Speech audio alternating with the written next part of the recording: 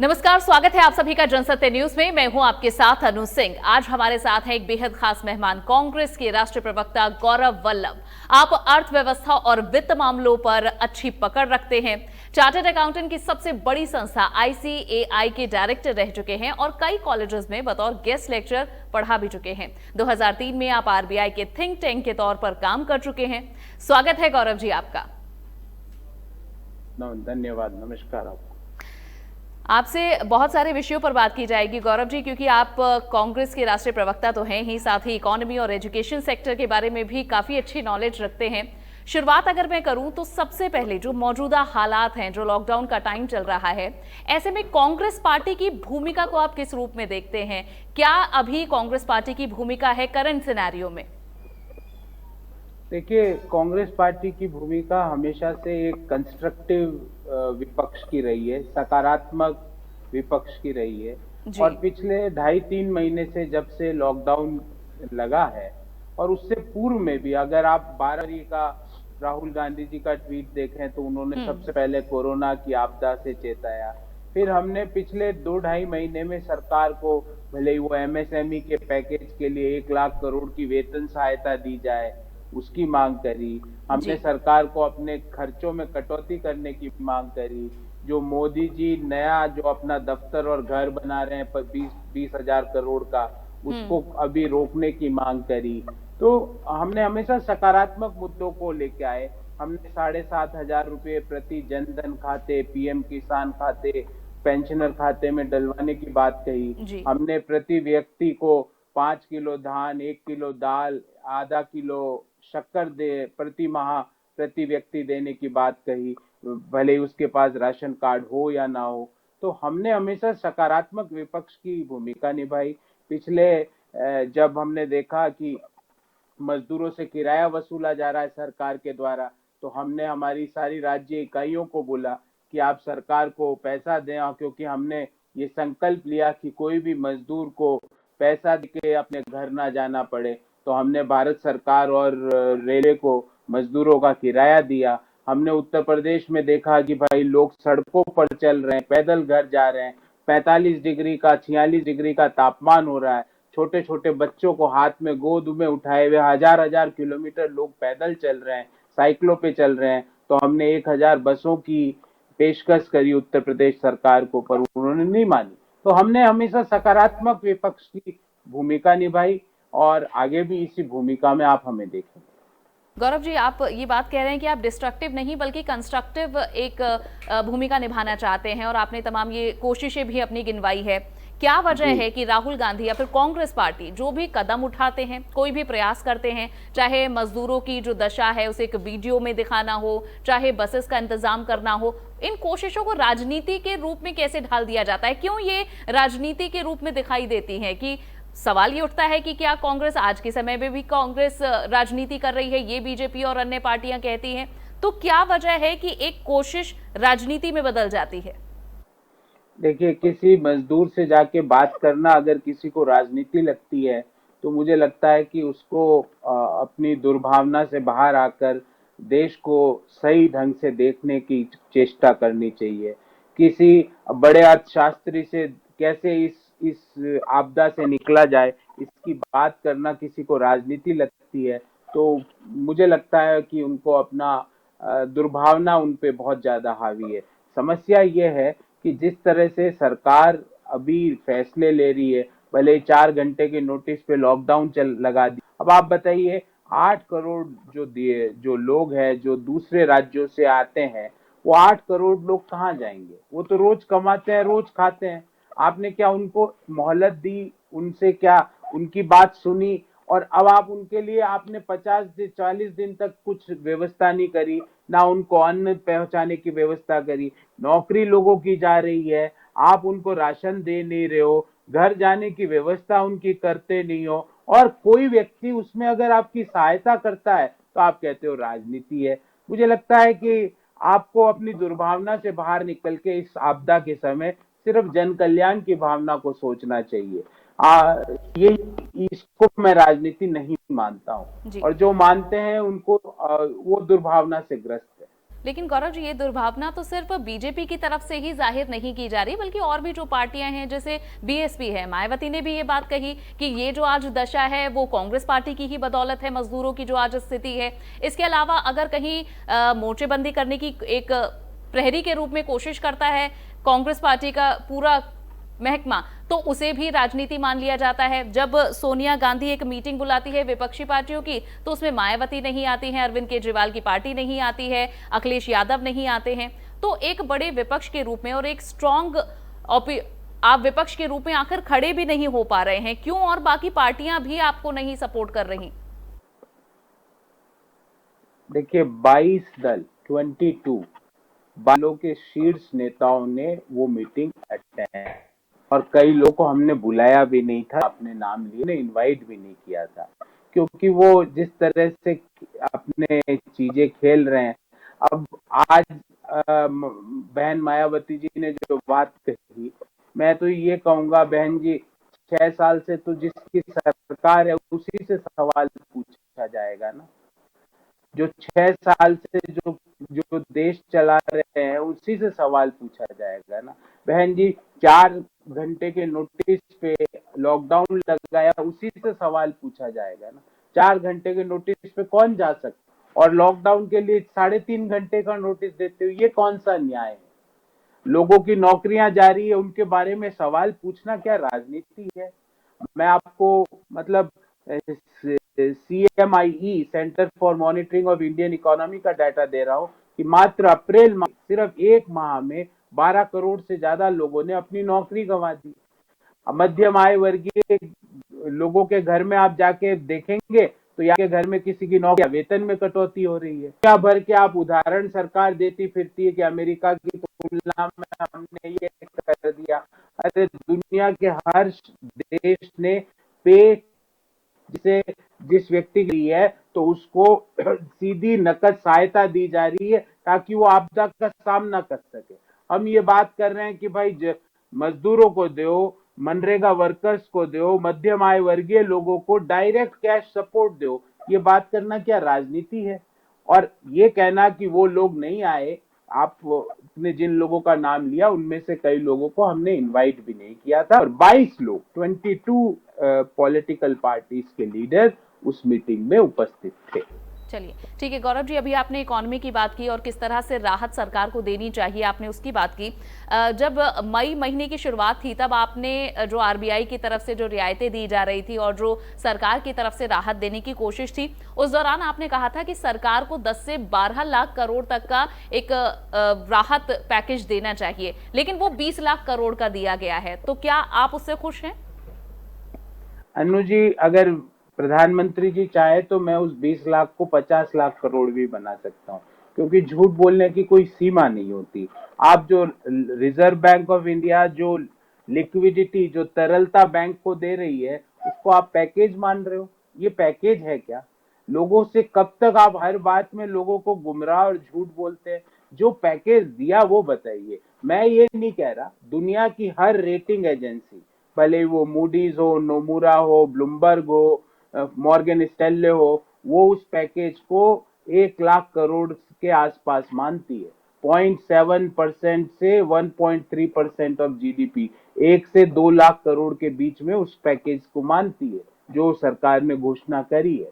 बाकी तो आप जुमलेबाजी कर रहे हो। बजट की घोषणाएं थी, उसको वापस पुनरावृत्ति कर दी आपने पैकेज में। अरे बजट की घोषणाएं तो बजट की घोषणाएं। अब आप ये कह दो कि सरकारी कर्मचारियों को जो आज वेतन मिलता है वो भी पैकेज है क्या? अरे वो तो मिलता ही था, भले ये आपदा नहीं आ रही तो भी मिलता ही था। पीएम किसान में हर वर्ष 6,000 रुपए आप देने का जो वादा करे थे, वो क्या पैकेज है क्या? वो तो देना ही था। आपदा के समय आपने एडिशनल कितना पैसा दिया? हम ये कह रहे थे कि आपदा के समय आपको एडिशनल 10-12 लाख करोड़ रुपए का लोगों पे खर्च करना जरूरी था, जिसमें से 7-8 लाख करोड़ रुपया आपको डायरेक्ट कैश ट्रांसफर करना चाहिए था, पीएम किसान के खाते में, जनधन के खाते में, पेंशनर्स के खाते में। एमएसएमई, आज देश की 1/3 जीडीपी एमएसएमई सेक्टर चलाता है। एमएसएमई सेक्टर के पास पैसा नहीं है, आप उनको कह रहे हो आप कर्ज ले लो। अरे कर्ज लेने का सही समय नहीं है। आज आपको लोगों का हाथ पकड़ने की जरूरत है, उनको हाथ पकड़ के उबारने की जरूरत है। जब वो थोड़ा बाहर आ जाए उसके बाद आप कर्ज की खुराक दीजिए। तो ये एक समझने की एक गलती कर रही है सरकार कि आप लिक्विडिटी बढ़ा रहे हो, लिक्विडिटी बैंकों की नहीं, लिक्विडिटी आप लोगों के हाथों में बढ़ाइए। आप ठीक। लोगों के हाथों में लिक्विडिटी बढ़ाएंगे तो उससे मांग का सृजन होगा, नई मांग का सृजन होगा तो नए रोजगार बढ़ेंगे, नए रोजगार और मांग बढ़ेगी तो नई खपत बढ़ेगी और आर्थिक पहिया रोटेट होना चालू हो जाएगा। ये लेकिन हमारी आर्थिक दृष्टि। गौरव जी सरकार ये कह रही है कि ये समस्या सिर्फ भारत के लिए नहीं है बल्कि पूरे विश्व के लिए है, जो बड़ी अर्थव्यवस्थाएं हैं उनके लिए भी है, और यही बीजेपी का प्लान है। आप बताइए आपका क्या प्लान है, क्या सुझाव है इकोनॉमी को लेकर? जो हमने प्लान दिए वो बड़ी अर्थव्यवस्थाएं कर रही है। मैं ये नहीं कह रहा, आप जब दूसरे देशों का उदाहरण देते हो तो जो वो अच्छा काम कर रहे हैं वो क्यों नहीं करते? आज आप पे चेक प्रोटेक्शन प्रोग्राम क्यों नहीं लाते? मैं आपको बताऊं अनु जी, 14 करोड़ लोगों ने टोटल रोजगार खोया है, 40 करोड़ लोग पॉवर्टी के नीचे आने की कगार में है, 2 करोड़ 22 लाख लोग भुखमरी में जा चुके हैं। ये ऑथेंटिक आंकड़े हैं। और आप यहाँ पे कह रहे हो कि हमने ये कर दिया 20 लाख करोड़। अरे 20 लाख करोड़ में से जो लोगों को राहत मिली है वो 1.5 लाख करोड़ की मिली है। चलिए अब ठीक डेढ़ है, लाख करोड़ को बीजेपी आप कुछ बीस नहीं लाख कर रही, करोड़ लेकिन बताना कांग्रेस चाहते का हो? क्या प्लान है? आप किस तरह से सुझाव दे रहे हैं? आप अर्थशास्त्रियों से बात कर रहे हैं, तो कांग्रेस ने क्या अभी तक इसे लेकर सुझाव दिए हैं? हमने 4-5 प्रमुख सुझाव दिए, मैं एक एक को आपको गिनवा देता हूँ। हम कह रहे हैं इस आपदा के समय डायरेक्ट कैश ट्रांसफर करिए, लोगों के खातों में पैसा डालिए। 7,500 रुपये हमने गणना करी है, प्रत्येक जनधन खाता, पीएम किसान खाता और पेंशनर खाते में डालिए। नंबर 2, एमएसएमई को 1 लाख करोड़ की वेतन सहायता डायरेक्ट कैश में कीजिए, कर्ज की खुराक मत दीजिए। कर्ज तो कोई भी ले सकता है, और क्या अभी राइट टाइम है कर्ज लेने का? आपको ऐसा क्यों लगता है कि ये सही समय, इतनी बड़ी वैश्विक आपदा है, आप कर्ज की खुराक दे रहे हो? नंबर 3, हम ये कह रहे हैं किसानों से, हमारे अन्नदाताओं से उनकी फसल को एमएसपी पर उनके घर के द्वार पे जाके खरीदा जाए। रोज आए दिन खबरें आ रही है कि किसानों की फसल सड़ रही है, सरकार खरीद नहीं पा रही, अब किसान को आप मदद नहीं पहुंचा पाए। नंबर 4, हमने कहा मध्य वर्गीय लोगों के लिए पे चेक प्रोटेक्शन प्रोग्राम लाइए, अर्थात आपकी नौकरी जाए, मेरी नौकरी जाए तो अगले 6 महीने तक जो हमारी लास्ट सैलरी स्लिप है उसके अनुसार सरकार हमको भरण पोषण का पैसा दे, डायरेक्ट हमारे बैंक खाते में डाले। नंबर 5, हमने ये कहा कि जो मनरेगा के जो जॉब कार्ड होल्डर्स हैं उनको, उनकी जो 100 दिन की जो उनको गारंटी है उसको 200 दिन किया जाए, और जॉब कार्ड होल्डर्स को अगले 3 महीने का वेतन एडवांस में उनके खाते में डाल दिया जाए और बाद में उसको सेट ऑफ। मैं ये कहना चाह रहा हूं मोटे रूप से, आज जरूरत लोगों को कैश सपोर्ट की है, आप उनको कर्ज का सपोर्ट देना चाहते हो। कर्ज लेने की अभी लोगों की आर्थिक हैसियत नहीं है, आपदा का समय है, आप उनको कर्ज की खुराक से देश को या इकोनॉमी को रिवाइव करना चाह रहे हो, वो संभव नहीं हो पाएगा। ठीक। गौरव जी, कुल मिलाकर, क्योंकि सरकार ये कह रही है और खुद पीएम ने कहा है कि जनवरी महीने से ही उन्होंने तैयारी शुरू कर दी थी कि कोरोना के क्या इसके विकल्प हो सकते हैं जब लॉकडाउन अगर लगाना पड़े या फिर ये बीमारी हमारे देश में आगे बढ़े, तो इतनी तैयारियां जनवरी से की जा रही थी। उन तैयारियों को और उसके बाद जो अब आपको परिणाम दिख रहे हैं उन्हें आप कैसे आंकते हैं? कैसे देखेंगे कि वाकई एक दूरदृष्टिता थी इस सरकार में इस पूरे समय को आंकने की? देखिए, जनवरी से सरकार ने तैयारी की थी, पर वो तैयारी कोरोना आपदा की नहीं थी, वो नमस्ते ट्रंप कार्यक्रम की कर रहे थे, क्योंकि उनको एहसान का बदला, जो हाउडी मोदी कार्यक्रम हुआ था उसका बदला चुकाना था। जनवरी से उन्होंने तैयारी सरकार ने की थी, पर वो कोरोना आपदा की नहीं, मध्य प्रदेश में चुनी हुई सरकार को गिराने की तैयारी की थी।